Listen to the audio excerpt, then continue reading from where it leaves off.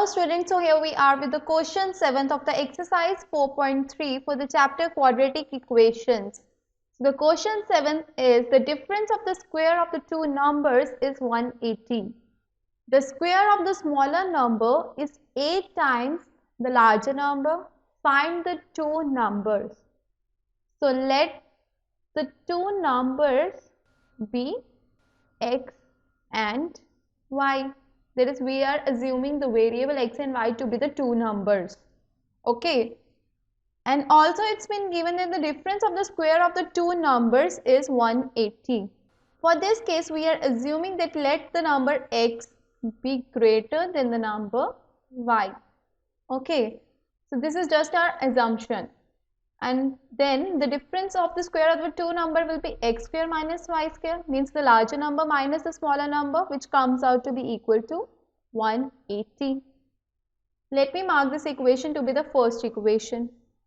And also it's been given that the square of the smaller number is 8 times the larger number. And if we see our assumption again, here the smaller number is y. So the square of the smaller number is equal to 8 times the larger number, means 8x. Let me mark this to be the second equation. Now put second in first. That is, substitute the value of the y square in first equation. So here I will be getting x square minus 8x minus 180 is equals to 0. So this is a quadratic equation being formed from this very problem. Now the next step will be to solve this quadratic equation, and as we know, we can solve the quadratic equation by using the middle term splitting method as well. And here the middle term is minus 8x. So if I see the prime factorization for the number 180, which is equal to 2 into 2 into 3 into 3 into 5, which means I need to combine the prime factors such that two numbers will be formed whose sum comes out to be equal to minus 8.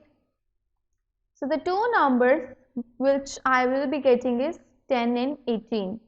And let me put the sign such that their sum comes out to be equal to minus 8. Clearly, I need to put negative sign for number 18 and plus for the 10. So the sum will be equal to minus 8.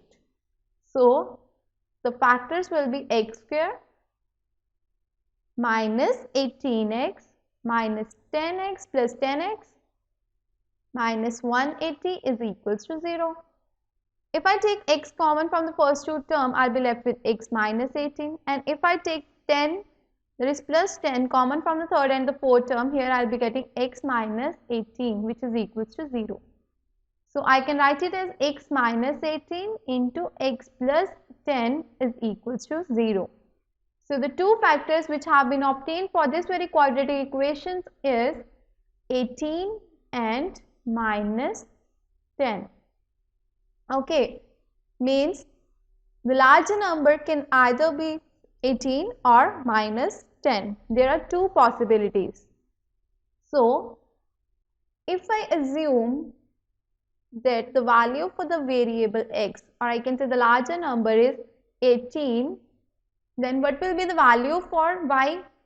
And as I know, y square is equals to 8x, then y square will be equal to 8 into 18, which comes out to be equal to 144.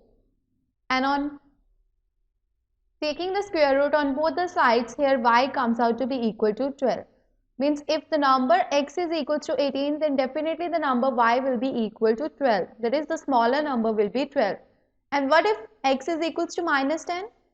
If x is equals to minus 10, then on again substituting the value of minus 10 in the second equation, so put x is equals to minus 10. So y square will be equal to 8 into minus 10, which is equal to minus 80. Right? That is, y square is equals to minus 80. But the square of any number can be positive only. If it's negative, then that will lead to a non-real number on taking the square root, which is not possible. That is, we are dealing with only the real numbers, not the non-real numbers. So the value for x to be minus 10 is not possible. Why? Because the square of y comes out to be a negative number, which is not possible. So the only possible case for the value of the x and y is 18 and 12. So here I can write the numbers are 18, 12. So these are the values of the two numbers of question 7. So this was about this question 7 of exercise 4.3. I hope this question is clear to all of you.